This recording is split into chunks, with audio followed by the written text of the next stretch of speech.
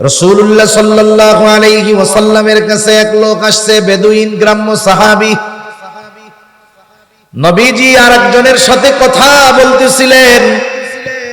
ওই লোকটা তো বোঝে না, গ্রাম্য মানুষ, সহজ সরল মানুষ। আদব হইল একজন যখন আরেকজনের সাথে কথা বলে, এই কথার মধ্যে কথা না বলা। নবীজি আরেকজনের সাথে কথা বলতেছে, এর মধ্যেই ওই গ্রামের লোকটা নবীজিকে জিজ্ঞাসা করতেছে, ইয়া রাসূলুল্লাহ মাতাস সাআহ, কিয়ামত কখন হবে? নবীজি কথা শেষ করার পরে বললেন, ওই লোকটা কোথায় যেই লোকটা আমাকে জিজ্ঞাসা করেছে কিয়ামত কখন হবে? বলে, আনা ইয়া রাসূলুল্লাহ, আমি। নবীজি তাকে পাল্টা প্রশ্ন করেছে, মা আ'দাত্তা লাহা, তুমি যে কিয়ামত কখন হবে জিজ্ঞাসা করতেছ, কিয়ামতের জন্য তুমি কি পাথেয় সংগ্রহ করছো? লোকটা সহজ সরল মানুষ, সহজে জবাব দিল, আমি আল্লাহ এবং তার রাসূলকে ভালোবাসি। নবীজিও বললেন, আলমারউ মা'a মান আহাব্বা, যে যাকে মহব্বত করে তার সাথে থাকবে। এই কথা শুনে লোকটা বাড়ির দিকে হাঁটা ধরলো। হযরতে আনাস রাদিয়াল্লাহু তাআলা আনহু বলেন, নবীজির জবানে যখন শুনলাম যে যাকে মহব্বত করে তার সাথে জান্নাতের মধ্যে থাকবে, হযরত আনাস বলেন, এই কথা নবীজির মুখে শ্রবণ করবার পর ইসলাম গ্রহণের পরে আমরা এতটা খুশি হই নাই যতটা খুশি হয়েছি নবীজির সাথে জান্নাতে থাকতে পারবো এই কথাটা শ্রবণ করবার পরে। ইসলাম গ্রহণের পরে কোন কথায় এত খুশি আমরা হই নাই, এই কথাটা শুই না এত খুশি হইছি যে আমরা জান্নাতেও নবীজির সাথে থাকতে পারবো। হযরত আনাস রাদিয়াল্লাহু তাআলা আনহু বলেন, আমি আল্লাহ এবং তার রাসূলকে ভালোবাসি, আবু বকর ওমরকে ভালোবাসি। যদিও তাদের মতো আমল করতে পারি নাই, তবে আল্লাহ তাআলার কাছে আশা করি জান্নাতে আমি তাদের সাথে থাকতে পারবো। চিন্তা কইরা দেখেন, নবীর সাথে থাকার খবরে সাহাবায়ে কেরাম সবচাইতে বেশি খুশি। ওই নবী জানায় দেন, ও আমার উম্মত, তুমি ইয়তীমের অভিভাবক হয়ে যাও, জান্নাতে তোমরা আমি নবীর সাথে থাকতে পারবা। ফাআম্মাল ইনসানু ইযা মাবতালাহু রাব্বুহু ফাআকরামাহু ওয়া না'আমা। আল্লাহ তাআলা যখন মানুষের পরীক্ষা নেওয়ার জন্য ফাআকরামাহু ওয়া না'আমা, তাকে সম্মানিত করে, সাথে সাথে তাকে যখন আল্লাহ তাআলা অনেক রিজিক দেয়, অনেক সম্পদ দেয়, এই মানুষটা মনে করে আল্লাহ তাআলা মনে হয় তাকে ভালোবেসে এগুলো দিয়েছে। তখন সে ওই সম্মান সম্পদের মালিক হবার পর মানুষের সামনে সে বলতে থাকে, ফায়াকুলু রব্বি আকরামান, যে আমার রব আমাকে সম্মান সম্পদের দ্বারা সম্মানিত করেছে। অনেক বেনামাজি দেখবেন নামাজ কালাম পড়ে না, কিন্তু টাকা পয়সা গাড়ি বাড়ির মালিক, এরকম আছে না নাই? মানুষের সামনে আইসা কি কয়, দেখছেন আল্লাহ আমারে কত ভালোবাসে, এই জন্য আল্লাহ আমাকে ধন দৌলত টাকা পয়সার কোনো কিছুর অভাব দেয় নাই, কিন্তু নামাজ কালাম পড়ে না, আল্লাহ নাফরমানি করে। এখন বলেন তো, ও মনে করতেছে আল্লাহ আমাকে ভালোবেসে এগুলো দিয়েছে, অথচ কি আল্লাহ ভালোবেসে দিয়েছে না পরীক্ষা করার জন্য দিছে? আল্লাহ তাআলা তো দুনিয়ার পথ ফেরাউনরে কম দেন নাই। নমরুদকে আল্লাহ তাআলা বাদশাহী দান করেছে, কারুনকে কত সম্পদ দান করেছে। এখন বলেন তো, কারুনকে সম্পদ দিয়েছে আল্লাহ, এর মানে কারুনকে মনে হয় আল্লাহ খুব ভালোবাসে। ফেরাউনকে কত বড় রাজত্ব আল্লাহ দিয়েছে, নমরুদকে কত বড় রাজত্ব আল্লাহ দিয়েছে। বলেন তো, এর দ্বারা উদ্দেশ্য কি এটা নাকি নমরুদ ফেরাউনরে আল্লাহ খুব ভালোবাসে? সেই জন্য সম্পদ আর দুনিয়ার সম্মান, এটা আল্লাহ তাআলার ভালোবাসা পাওয়ার মানদণ্ড কখনোই হতে পারে না। এ কথাই আল্লাহ তাআলা বলেন, ওই মানুষেরা মনে করে আমি তাকে সম্পদ, আমি তাকে এই নিয়ামত দিয়েছি, মনে হয় তাকে ভালোবাসা, এই জন্য মানুষের সামনে গর্বের সাথে বলে, অথচ আল্লাহ বলেন আমি এগুলো দিলাম পরীক্ষা করার জন্য। আবার যখন পরীক্ষা নেওয়ার জন্য আল্লাহ তাআলা মাঝে মধ্যে সম্মান কেড়ে নেয়, সম্পদ কেড়ে নেয়। আল্লাহ তাআলা যেমন মানুষকে সচ্ছলতা দিয়ে পরীক্ষা নেয়, আল্লাহ তাআলা অভাব দিয়েও বান্দার পরীক্ষা নেয়। এরপরেই আল্লাহ তাআলা বলেন ওয়া আম্মা ইযা মাবতালাহু ফাকাদারা আলাইহি রিজকাহু ফায়াকুলু রাব্বি আহানান। আল্লাহ তাআলা যখন মানুষের পরীক্ষা নেওয়ার জন্য ফাকাদারা আলাইহি রিজকাহু, তার রিজিককে আল্লাহ তাআলা সংকীর্ণ করে দেয়, তাকে অভাবে ফেলে দেয়, সে তখন বলে ফায়াকুলু রাব্বি আহানান, আমার রব আমাকে অপমানিত করেছে। মুফাসসিরিনে কেরাম বলেন কেমন যেন সে বলতে চায় আমি সম্মান সম্পদের উপযুক্ত ছিলাম, কিন্তু আল্লাহ তাআলা আমাকে এটা দেয় নাই। নাউজুবিল্লাহ বলেন। এখন ও কি বলে যে আমি সম্পদ সম্মানের উপযুক্ত ছিলাম কিন্তু আমাকে এইটা আল্লাহ দেয় নাই। এ কথা বলার দ্বারা আল্লাহ তাআলার ব্যাপারে মিথ্যারোপ করা হয়। কি করা হয় বলেন? যে আমি যোগ্য ছিলাম আল্লাহ দেয় নাই, তাহলে আমি যোগ্য যেহেতু দেয় নাই, এটা বেইনসাফি হইছে না? আল্লাহ তাআলা কি কারোর সাথে বেইনসাফি করে? কেউ যদি আমার আপনার ব্যাপারে এমন কোন কথা বলে, এমন কোন বিষয়ে আমাকে আপনাকে দোষারোপ করে যার সাথে আমার কোনো সম্পৃক্ততা নাই, বলেন তো এই রকম দোষারোপ করলে আমি আপনি চুপ থাকবো না তার ওই কথার প্রতিবাদ করব? নিশ্চয়ই নিশ্চয়ই ওই তার কথার প্রতিবাদ আমি আপনি করব। যেই মানুষগুলো এই কথা বলে যে আমি সম্পদ সম্মানের উপযুক্ত ছিলাম কিন্তু আল্লাহ দেয় নাই, আল্লাহ তাআলা তাদের এই কথার জবাবে বলেন, প্রথমেই বলেন কাল্লা, তোমরা যেই কথা বলতেছো এটা কখনোই সত্য কথা নয়। তোমাদের এই কথা ভিত্তিহীন, তোমাদের এই কথা সত্য নয়। সাথে সাথে আল্লাহ তাআলা ওই ধরনের মানুষের রিজিকের সংকীর্ণতার কারণগুলো আল্লাহ তাআলা বর্ণনা করেন। আল্লাহ তাআলা ওই ধরনের মানুষের রিজিক সংকীর্ণতার কারণগুলোর মধ্যে এক নাম্বার কারণ হিসাবে বলেন তোমাদের রিজিক সংকীর্ণতার কারণটা কি শোনো, বাল্লা তুকরিমুনাল ইয়াতীম, এমনটা নয় যে তুমি সম্পদ সম্মানের উপযুক্ত ছিলা আমি আল্লাহ দেই নাই, বরং তোমার রিজিক সংকীর্ণতার এক নম্বর কারণ তুমি ইয়াতিমদেরকে সম্মান করো না। ইয়াতিমদের সম্মান করো না। ইয়াতিমদের সম্মান করার অর্থ কি? ইয়াতিম তো ছোট হয়, ছোট মানুষকে আবার সম্মান কিভাবে করা হয়? মুফাসসিরিনে কেরাম বলেন এখানে উদ্দেশ্য হলো তোমরা ইয়াতিমের হক যথাযথভাবে আদায় করো না। ইয়াতিম সাধারণত দুই শ্রেণীর হয়, একটা হলো ধনী ইয়াতিম আর একটা হলো গরিব ইয়াতিম। ইয়াতিম কিন্তু বাবা অনেক টাকা পয়সা রেখে গেছে, ধন দৌলত রেখে গেছে, আর একজন ইয়াতিম বাবাও কোনো সম্পদ কিছুই রাখা যায় নাই, এটা গরিব অসহায় ইয়াতিম। সেই জন্য ইয়াতিম ধনী হোক আর গরিব হোক সকল ধরনের ইয়াতিমের সাথে সদাচরণ করার নির্দেশ আল্লাহ তাআলা দিয়েছে। অনেক সময় আত্মীয় স্বজনের মধ্যে ইয়াতিম থাকে, কিন্তু ইয়াতিম যদি টাকা পয়সাওয়ালা হয় আর কি, তার বাপ টাকা পয়সা রেখে মারা গেছে, এই সম্পদের কারণে ওই ধনী ইয়াতিমের সাথে আমরা ভালো আচরণ করি।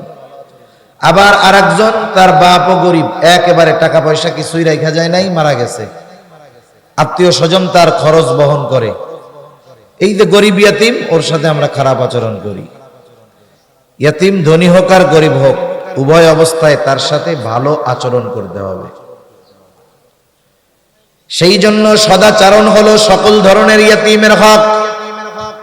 রাসূল আকরাম সাল্লাল্লাহু আলাইহি ওয়াসাল্লামের কাছে এক লোক আসছে, আয়েশা বলে ইয়া রাসূলুল্লাহ আমার অন্তরটা বড় কঠোর, আমার অন্তরটা বড় শক্ত, ইয়া রাসূলুল্লাহ আপনি আমাকে এমন আমল শিখায়া দেন যে আমল করলে আমার শক্ত হৃদয়টা নরম হয়ে যাবে।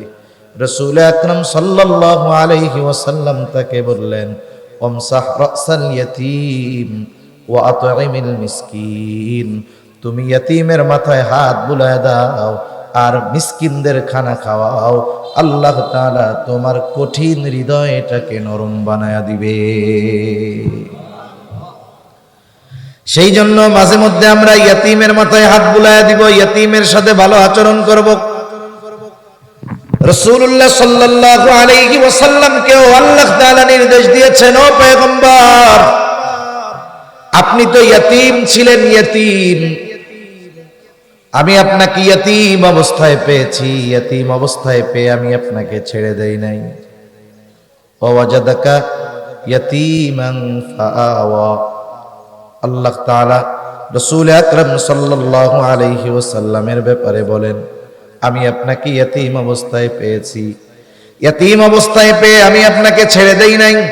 আমি আপনাকে ইয়াতীম অবস্থায় পাওয়ার পর যথাযথ লালন পালনের ব্যবস্থা আমি আল্লাহ করেছি। আপনি ইয়াতীম নবী, ইয়াতীমের অবস্থা ভালো বুঝবেন। এই জন্য আপনার প্রতি আমি আল্লাহর নির্দেশ হলো, ফাআম্মাল ইয়াতীমা ফালা তাকহার, আপনি ইয়াতীমদের সাথে কখনোই কঠোরতা অবলম্বন করবেন না।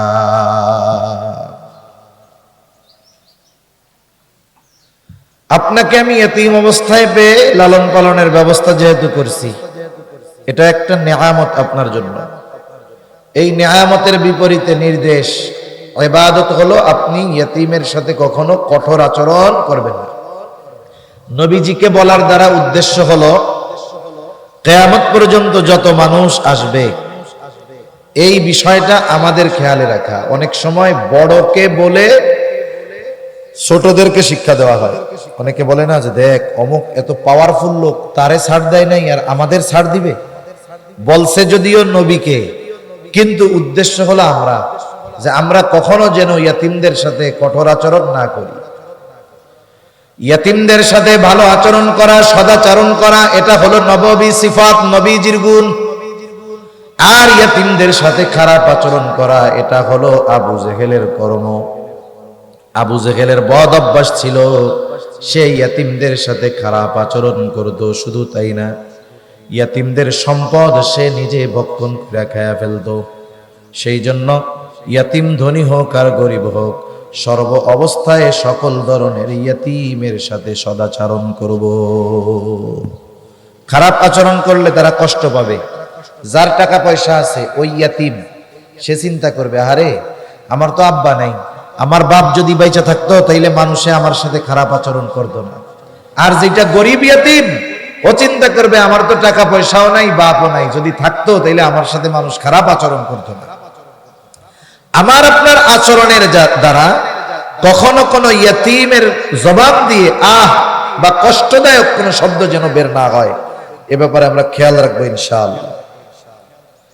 সাথে সাথে আমরা যদি পারি ইয়াতীমের অভিভাবক হব, অভিভাবক, ইয়াতীমের রক্ষণাবেক্ষণের দায়িত্ব যদি সম্ভব হয় আমরা পালন করব।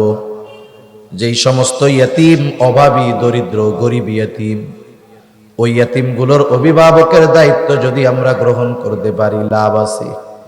অনেক সময় মাদ্রাসাগুলোর মধ্যে অসহায় দরিদ্র ইয়াতীম ছাত্র থাকে কি থাকে না।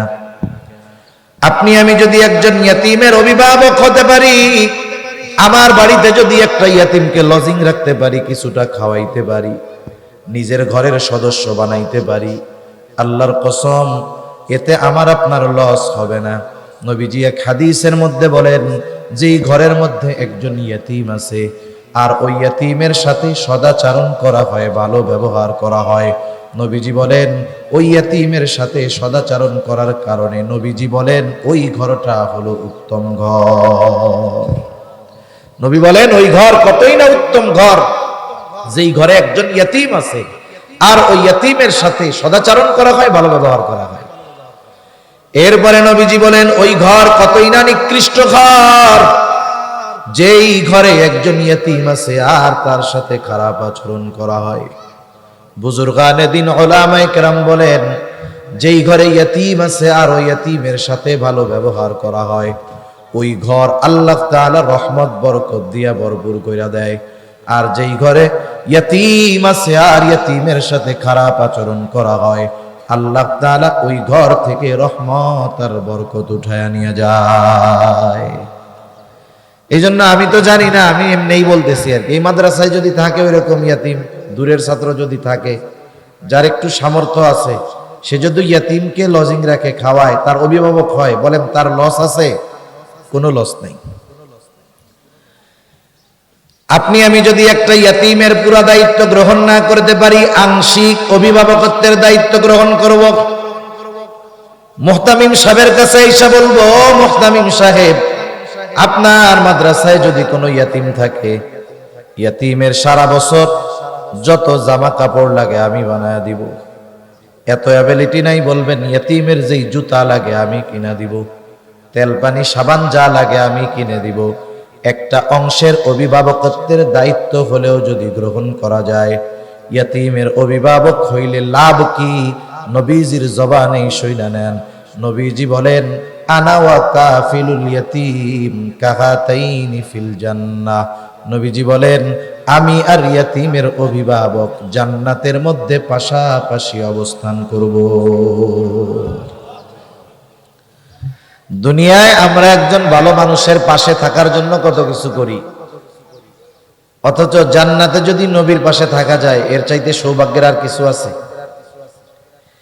রাসূলুল্লাহ সাল্লাল্লাহু আলাইহি ওয়াসাল্লামের কাছে এক লোক আসছে, বেদুইন গ্রাম্য সাহাবী।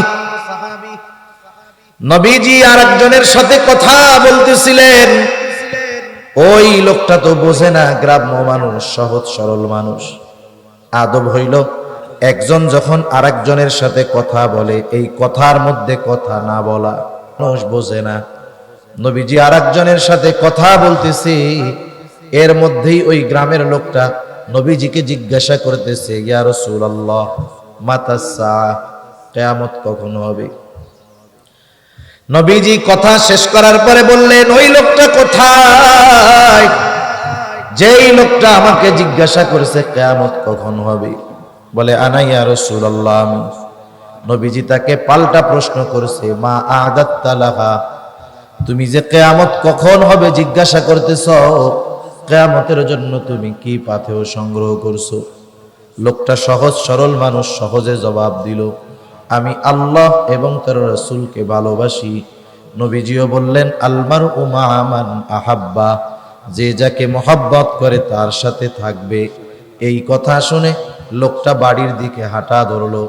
হযরতে আনাস রাদিয়াল্লাহু তাআলা আনহু বলেন, নবীজির জবানে যখন শুনলাম যে যাকে মহব্বত করে তার সাথে জান্নাতের মধ্যে থাকবে, হযরত আনাস বলেন, এই কথা নবীজির মুখে শ্রবণ করবার পর, ইসলাম গ্রহণের পরে আমরা এতটা খুশি হই নাই যতটা খুশি হয়েছি নবীজির সাথে জান্নাতে থাকতে পারবো এই কথাটা শ্রবণ করবার পরে। ইসলাম গ্রহণের পরে কোন কথা এত খুশি আমরা হই নাই, এই কথাটা শুই না এত খুশি হইছি যে আমরা জান্নাতেও নবীজির সাথে থাকতে পারবো।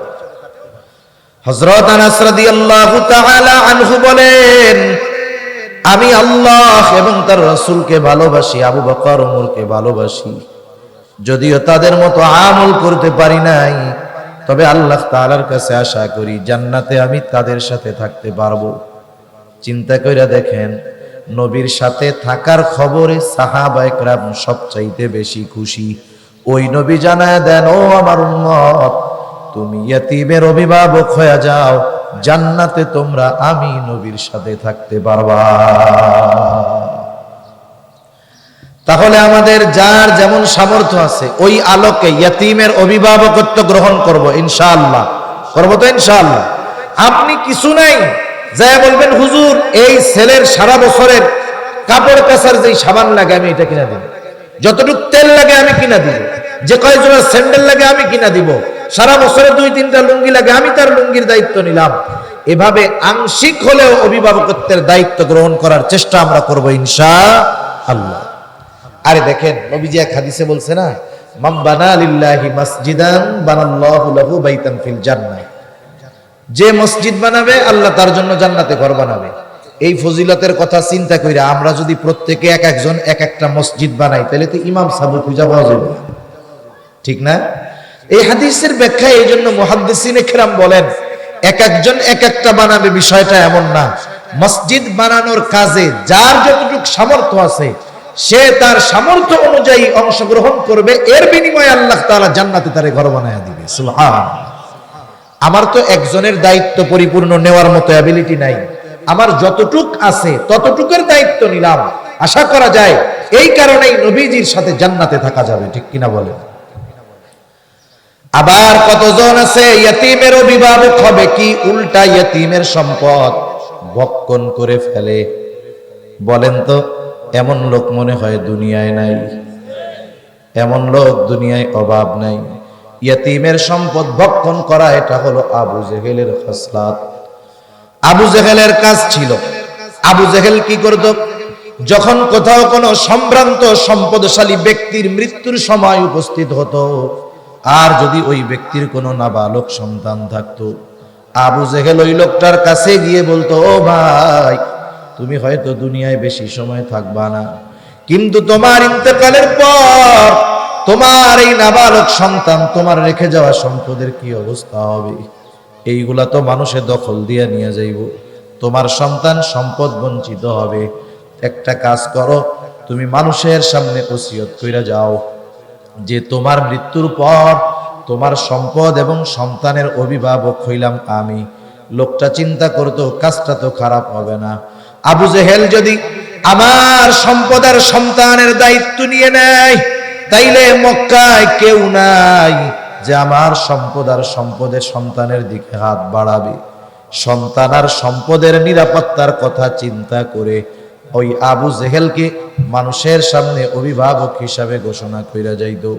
লোকটা যখন দুনিয়া থেকে চলে যাইত, ওই ইয়াতিম বাচ্চা যখন বড় হইতো, বুঝতে শিখতো, আবু জেহেলের কাছে গিয়া যখন তার সম্পদ চাইতো, আবু জেহেল তার সাথে খারাপ আচরণ কইরা ঘাড় ধাক্কা দিয়া বাইর কইরা দিত। আমাদের সমাজেও এরকম আবু জেহেল মার্কা লোকের অভাব নাই। ভাই মারা গেছে, ভাতিজা নাবালক, ভাতিজার সম্পদ নিজে দখল দিয়া ভাতিজাকে ঘর থেকে বাহির করে দেয়, খারাপ আচরণ করে। এমন লোক বলেন তো সমাজে আছে না নাই? সাধারণভাবে অন্য কারো সম্পদ অন্যায়ভাবে ভক্ষণ করা এটা নিঃসন্দেহে বড় মন্দ কাজ, কিন্তু ইয়তীমের সম্পদের ব্যাপারে আল্লাহ তাআলা আরেকটু কঠোরতা অবলম্বন করে বলেন, ইয়তীমের সম্পদ এটা হলো আগুন, আগুন। সেই জন্য আল্লাহ তাআলা বলেন, ইন্নাল্লাযীনা ইয়াকুলুনা আমওয়ালাল ইয়াতামা যুলমা ইন্নামা ইয়াকুলুনা ফি বুতুনিহিম নারা ওয়া সায়াসলাউনা সাঈরা। আল্লাহ তাআলা বলেন, নিশ্চয়ই যারা অন্যায়ভাবে ইয়তীমের সম্পদ ভক্ষণ করে, ইন্নামা ইয়াকুলুনা ফি বুতুনিহিম নারা, কেমন যেন তারা আগুন দিয়ে তাদের পেট ভরে। বলেন তো, আগুনের স্থান জান্নাত নাকি জাহান্নাম? এই জন্য আল্লাহ তাআলা বলে, গোলাম, দুনিয়া ইয়তীমের সম্পদ ভক্ষণ করলি, পেটটারে আগুন দিয়া ভরলি, ওয়া সায়াসলাউনা সাঈরা, অচিরেই তাদের আবাসস্থল হবে জাহান্নাম। এই জন্য ইয়তীমের সম্পদ ভক্ষণ করলে জাহান্নামে যাওয়া লাগবেই, এই ঘোষণা যিনি দিলেন তিনি কে?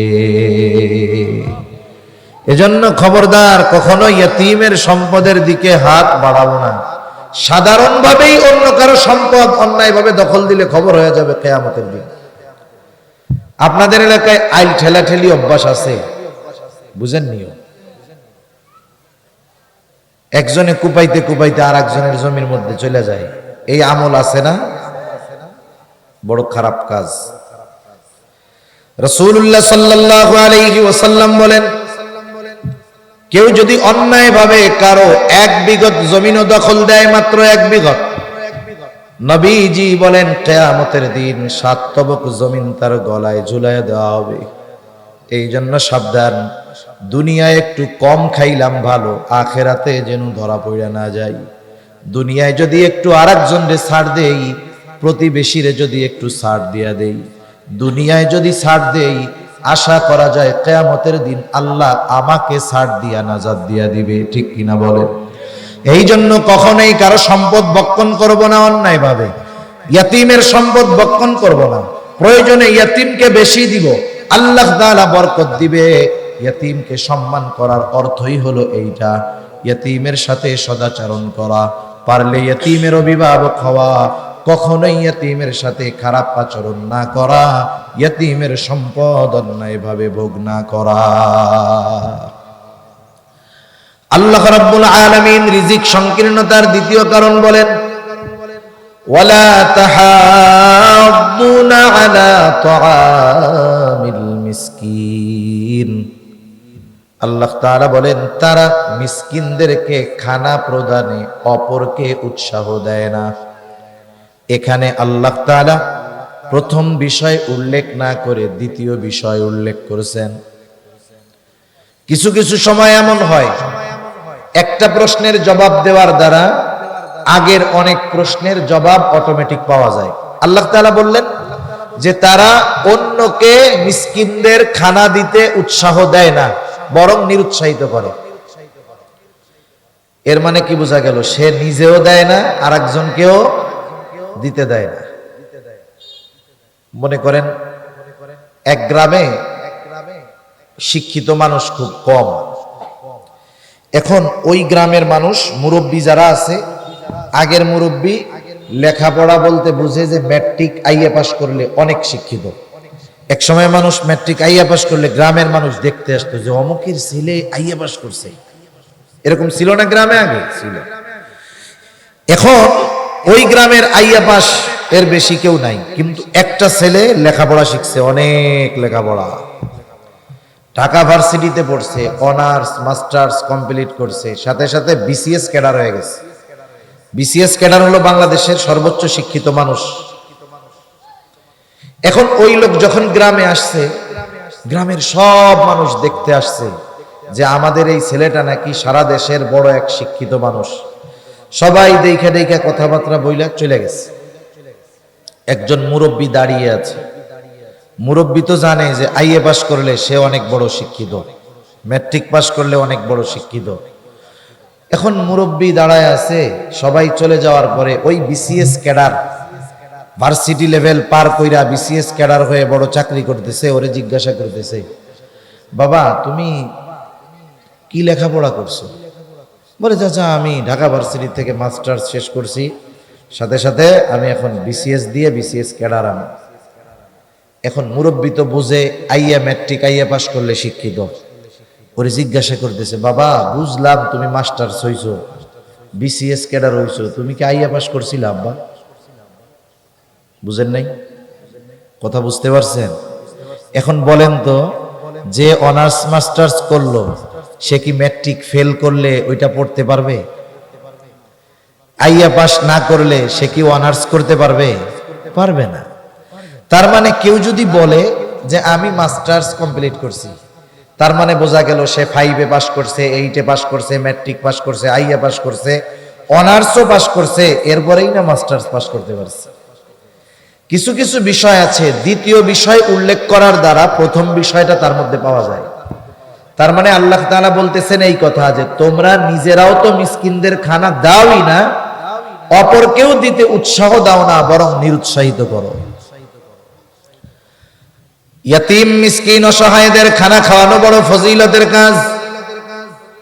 রাসূল আকরাম সাল্লাল্লাহু আলাইহি ওয়াসাল্লামের কাছে এক লোক এসে প্রশ্ন করতেছে, আইয়ুল ইসলামি খাইর, ইসলামের মধ্যে সর্বোত্তম আমল কোনটা?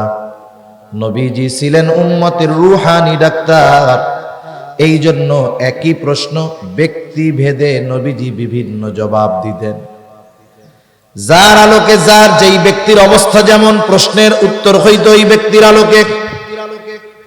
একই ওষুধ, রোগীর পরিবর্তনে একই অসুখের ওষুধ কিন্তু পরিবর্তন হয়ে যায়। মনে করেন একজনের ব্যথা উঠছে, ব্যথা হইলে ব্যথার বড়ি দিতে হয়, ঠিক না?